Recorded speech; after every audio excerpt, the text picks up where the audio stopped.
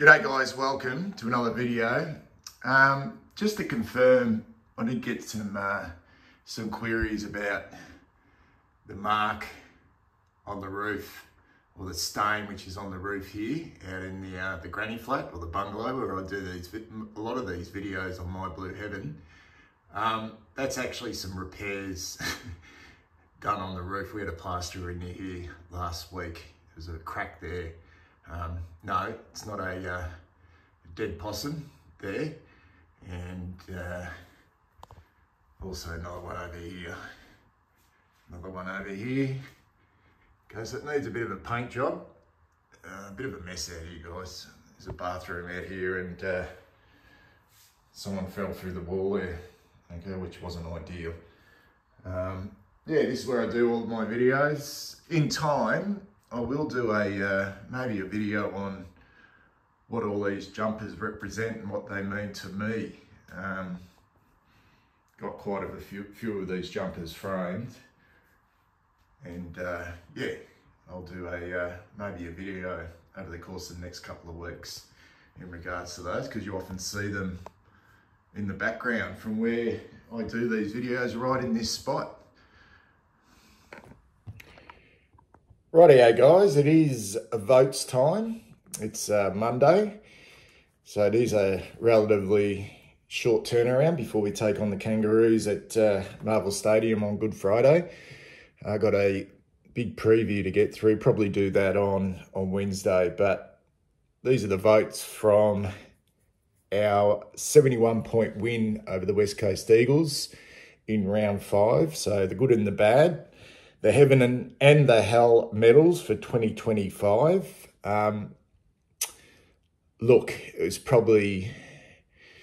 I just remember thinking in this game at the start of the last quarter, trying to find...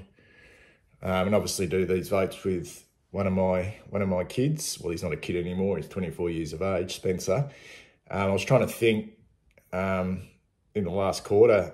You know, it was sort of hard to find 5 really poor players, you know, that we could put in the My Blue Hell medal. But for the sake of this, we have to do it. But it was difficult, and was always going to come when you have a win, because generally when you have big wins or any significant wins against good opposition, it usually takes a collective effort, and you generally don't have poor contributors. But yeah, so it was difficult to find players who didn't produce their best or somewhere near their best. So we'll start with the My Blue Heaven medal and the round 5 votes. So I'll pop that graphic up now, and I'll start with my votes first. And the way we work this is we don't, unless we're at the game together,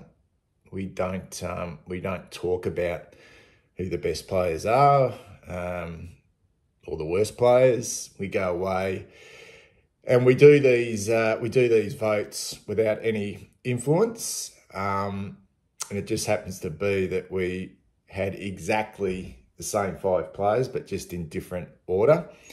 So I went Sam Welsh with 5. I actually thought about putting George Hewitt with the 5, but I just think the 37 disposals, and he did look, there's no doubt. I mean, the pressure wasn't there, but it did look like the Sam Welsh was covering the ground really well, and it was an excellent performance. And the 3 goals in the third quarter, one of those where we read the ball beautifully off the pack, was just outstanding, and easily his best game for the season. So I gave him 5 votes, Sam Welsh.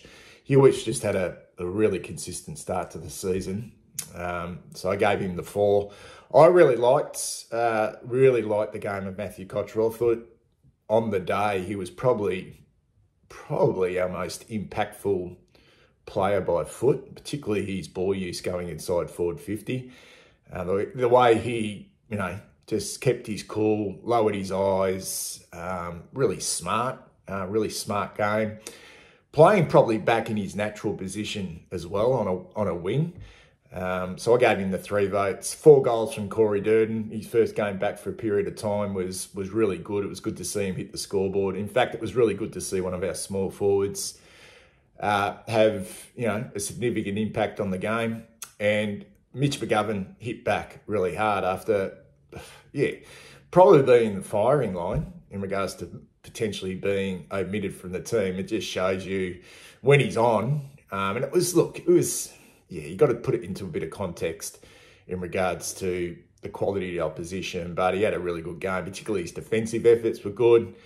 His kicking was good, was able to drift forward in the last quarter and kick a great goal, and I popped him in for 1 vote. Spencer went Walsh 5, Hewitt 4. He also liked the game of Corey Durden. He gave Mitch McGovern the 2, and he popped the Matthew Cottrell in for 1 vote. So let's have a look at the My Blue Heaven medal leaderboard after round 5. And De Koning now just holds a slight lead from George Hewitt. Both of those lads have polled in 4 games. So Hewitt now second on 25, but closing pretty quickly. Wiedering didn't pick up any votes in this game. He's on 17. Walsh now goes up to the 4th position on 14, now polled in 3 games. Patrick Cripps on 12, polled in the 2 games. Probably unlucky, really, not to score a vote against the West Coast Eagles, particularly with 3 goals going forward. Jack Silvani's had a really steady start to the season. I thought he was excellent once again against the Eagles. He's in 6th spot. Chera, been okay so far this year. He's on 10 votes. Kemp, who we've yet to hear from the club in regards to that Achilles injury. He polled in that game against the Western Bulldogs. He's on 9. Cottrell now into 9th position. Ollie Hollands in 10th. Corey Durden, 11. Mitch McGovern in 12th position. And Adam Sard in 13th. So 13 players so far in the first 5 rounds of poll votes in the My Blue Heaven medal. All right, now, I must say this was really difficult, okay? So let's go to the all-important My Blue Hell medal. Okay. I went with Fogarty with 5. Probably a little bit unlucky. Thought his first half was really poor. Got his hands on it a little bit in the second half. Kicked a goal. I just think he's... And I completely understand it's... That high half forward role is probably one of the most difficult positions to play on the ground. A lot of running, get back defensively, help out. I just don't feel like Lockie Fogarty is, I sort of think of him in the mould of, say, a Beau McQuarrie or a Brad Close from Geelong. And he just doesn't have the impact. And I mean the impact just in small moments, big impacts. And I just thought it was, if you're going to give votes, I thought he was the one that I had at the top of my list. I did mention in the last quarter, right at the last quarter, I was thinking Brody Kemp, I probably had him in the firing line, although I thought he started the game really brightly, got his hands on it early, set up, a couple of goals. But yeah, this was a game I think you could have really cashed in. And it's not like we had a lot of presence in our front half, particularly when Harry went off the ground. I just thought, in the last quarter before he hurt himself, I was thinking, unless he really, really fires in the last quarter, I'm going to put him in the votes, in the My Blue Hell votes. And I did that with 4 votes, which is a bit stiff considering we went off the ground. I put Zach Williams with 3 votes. Once again, probably a little bit unlucky, but just... the calibre of player he should be, I still don't think he's doing enough. So I gave him 3 votes. Will White, very unlucky, but I just felt his kicking. It was really disappointing, particularly his execution in front of the goal. I know he kicked a nice goal late, but I thought he was a better kick than what he's shown. Maybe it's a little bit of nerves. I gave him 2 votes, and I put Tom De Koning in for 1 vote. I know he battled on really well, and big blokes, when it's really hot, you got to jump all day, and a power work they've got to do, but I just felt like Bailey Williams sort of, probably De Koning had the better of Williams, but I don't rate Williams at all, and he probably had the better of De Koning in the first part of the game. And yeah, I gave him 1 vote, considering the benchmark or the calibre of football he's played so far this year.